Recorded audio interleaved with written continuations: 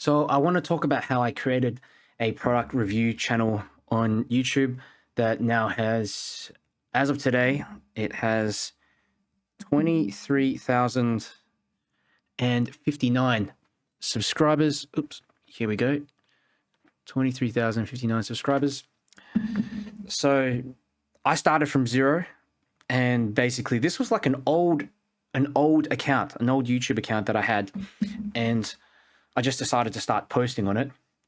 I think some people say you should start a new account completely so that it's not, I don't know, maybe it's the algorithm will pick it up better because it's a fresh account, that kind of thing. But I started this channel. Let's have a look. When did I actually start this channel? I'll have a look at my channel stats. Now, it would have been at least a few years ago. I think 2 to 3 years ago. Well, it says 11th of March 2019 was when I joined, but I didn't post anything until a few years later. I estimate it maybe 3 years, maybe 3 years or so. Okay. And I started this product review channel as just, I don't know, it was like this one, exactly like this one. I just started picking up some product around the house, and I don't know why, but I've got an interest in torch lights / flashlights. So basically LED lights, the one that I got from a company recently. So yeah, basically I'm obsessed with these things, and I have been since I was a kid. I don't know why, but my dad got me a Maglite Solitaire when I was about 12. I'm pretty sure it's from my 12th birthday. I still have it in its original case. And yeah, I've just been obsessed with lights. So to make a YouTube channel talking about lights wasn't really hard for me. So because I've got so many of them. So I put one on screen, pointed the camera down, and just started talking about it. And I had specific models that I bought myself. So in the beginning, basically you're not going to have anyone sending you stuff. You're going to have to either buy the products yourself or just pick up stuff that you already have around the house and create content on it.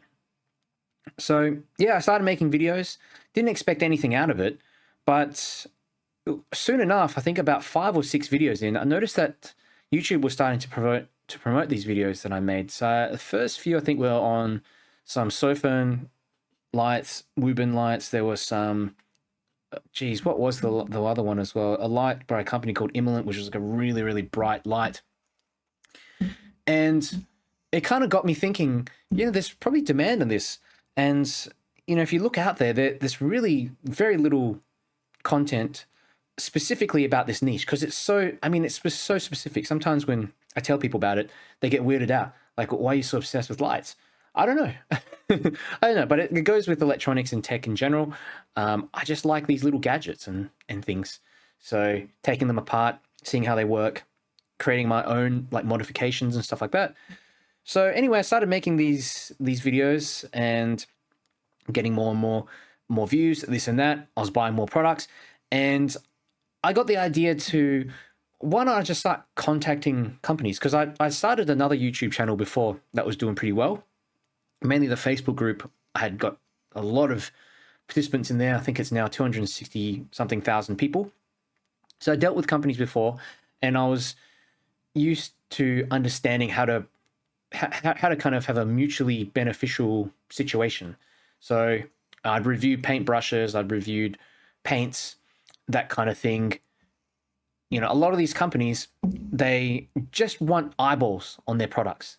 Okay, they just want eyeballs. So I started reaching out to some of these companies, and I said to them, "Hey, look, I bought one of these lights off you, and I'm just starting a new YouTube channel, and I want to basically review some more of your lights. Would you be able to provide me a sample, and I can create some content on it?"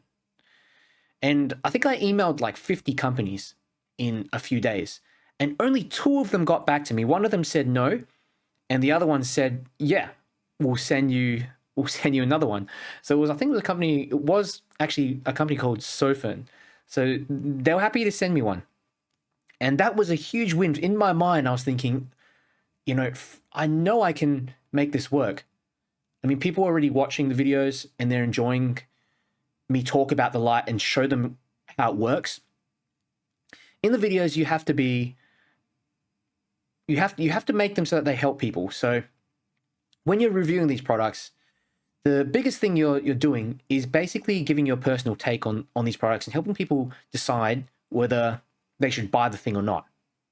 You know, because people generally watching these videos, they don't own the product. So they're looking at you for advice, and they're looking at you for honest advice on whether they should buy this thing or not. And that puts you in a very unique and precarious position. So one thing I always recommend is to never ever accept stuff that you don't like or that you wouldn't buy yourself. Okay?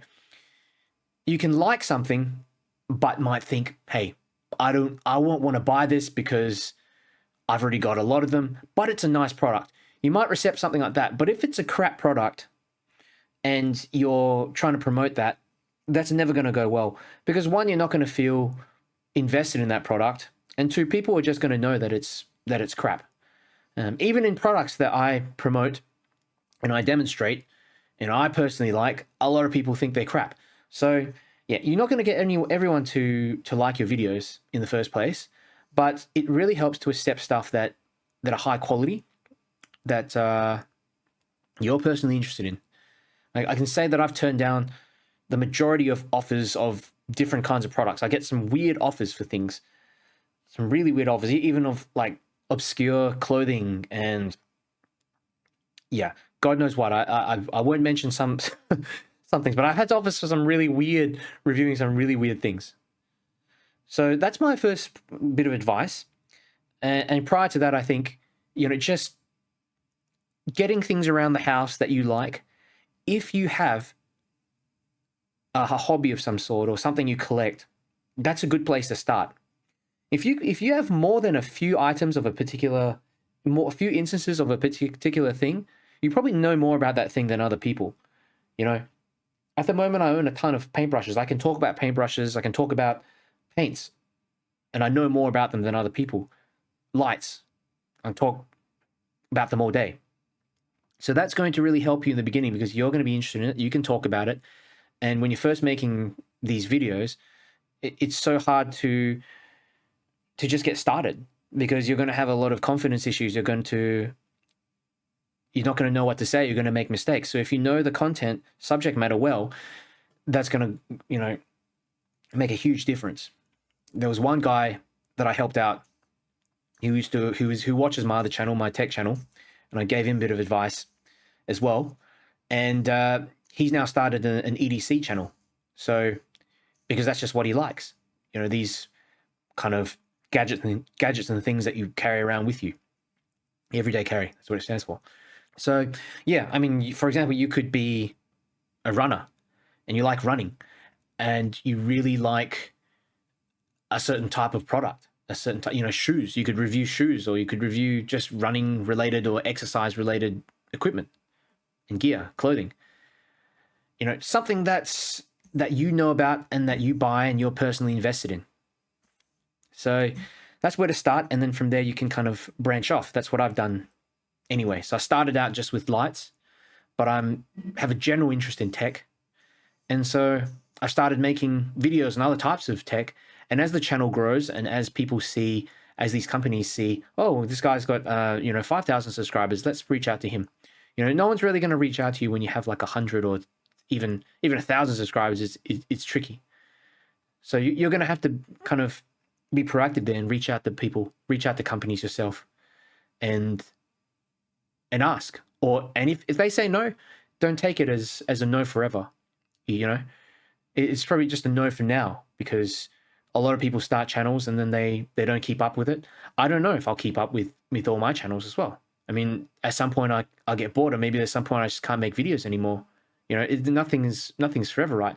But they want to know that you kind of invested in it and that there's potential, because they just want to see that you're able to get your product out there. And when you're making reviews as well, don't be afraid to say some negative points about the product. And this really helps. Like I said before, if you choose a high quality product, only to review high quality products and products that you like, this list of negatives is going to be very little, very, very small. So, but there's always something. There's no perfect product, and I think anyway, I need to go harder actually with this, but I don't go to the point where I'm actually looking for problems or just looking for, okay, if you were this type of person and you were very specific, you needed this, then this wouldn't be good. That's probably the most I would go. I would say, if you're looking for a tactical flashlight, for example, this isn't going to work for you because it doesn't have a tail switch, right? But a person looking for a tactical flashlight is probably not going to be, looking at that review anyway. But if it's a tactical flashlight and it doesn't have a tactical feature on there, like the tail switch is too short or it's too small, you have to mention that.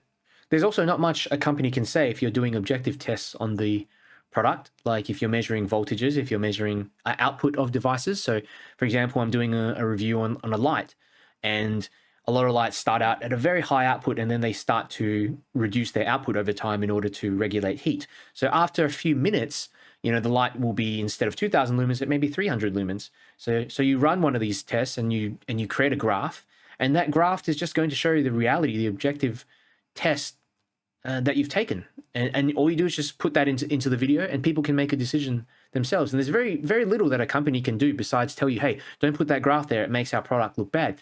And no one's ever come to me and told me to take out a graph. And if they did, I would tell them no, because that's just part of my review process. People need to know how the light performs. And that's just that. If they don't want to work with me because of that, they're probably not a company I want to work with anyway. So yeah, and you find those are the type of companies that lie about the output and the performance and the quality of their lights. A lot of companies, the majority of the good quality ones, they test their lights and they run the same tests that I do anyway. So even when you run the test, it's going to have some, it's going to show up as pretty much similar sort of results. And if they're not, just post your result anyway. So yeah, those are some tips to get started. I'm just thinking if there's anything else that I need to really mention. Yeah, I guess the last thing, just very quickly, is affiliate links. So YouTube doesn't pay very much for views. I mean, unless you're like a huge channel and you get millions and millions of views each day and you've got a high CPM, most videos are not going to really make you much money, and you're not going to be able to survive on that income from the AdSense money from that income. I think last month I made on my reviews channel about $1,000 Australian. Okay, it's not enough to pay my rent. So you need to include affiliate links in the descriptions of your products. Okay, and I do this in just a very, very, very quick way, just to copy and paste either from Amazon or from the company's website directly. Most companies have an affiliate program and they can track your link and pay you out, that kind of thing. So basically, you take those links, put them in the description, and in the video somewhere, and it might be at the start or at the end, just mention once, check the description if you're interested in getting this. And that's all. That's all you need to do. You don't have to push people and say, hey, make sure you go there because, this is only going to be available for this and this time. Unless it is only available for this and this time, and it's like a limited time offer, yeah. But people get the drill these days, and if the thing is good and they like it and the video was helpful enough to them, they're going to go find the product anyway, and normally they'll check the description. So all you need to do is just say, check the description if you're interested. So yeah, those are kind of just some ways, I guess, a bit of my story about how I started a reviews channel. And yeah, I can talk more about this if there's interest in it. I don't know. But yeah, chat next time.